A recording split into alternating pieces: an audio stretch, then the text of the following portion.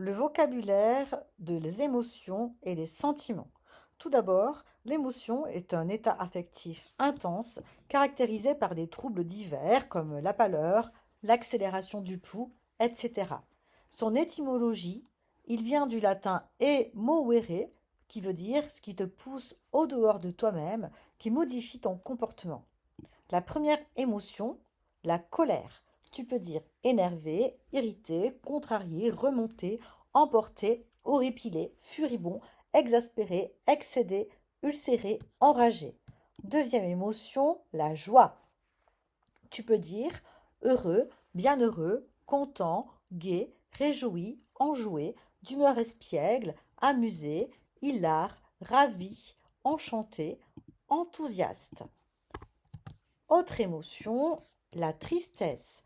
Tu peux dire attristé, chagriné, peiné, navré, morose, abattu, accablé, affligé, éploré, résigné, désespéré. Pour exprimer la peur, tu peux dire inquiet, soucieux, préoccupé, tendu, craintif, timoré, effarouché, intimidé, sur ses gardes, en alerte. Pour exprimer le dégoût, tu peux dire plein de ressentiment, écœuré, rebuté, révulsé, amer ou plein de répulsion. Pour exprimer la honte, tu peux dire regret, culpabilité, humiliation, embarras, indignation, remords. Parlons maintenant des sentiments. Le lexique des sentiments, du latin sentire, qui veut dire sentir, fait appel à un état affectif lié à des représentations mentales. Il est souvent dirigé vers un objet précis, une personne, une situation, un animal, etc. Même en son absence, il est plus durable et plus visible que l'émotion. Sentiment de haine. On peut dire l'animosité, l'aversion, le dégoût, l'inimitié, le ressentiment.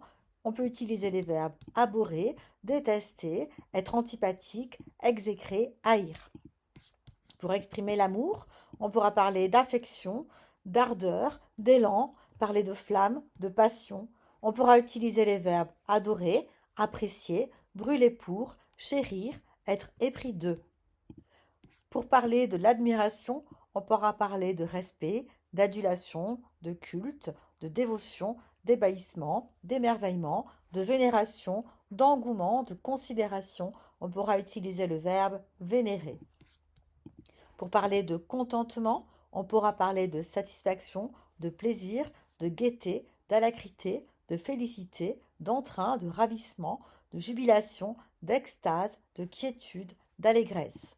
Pour parler de lassitude, on pourra évoquer la langueur, l'abattement, l'usure, l'asthénie, l'accablement, l'éreintement, la fourbure, la satiété, la léthargie, la prostration.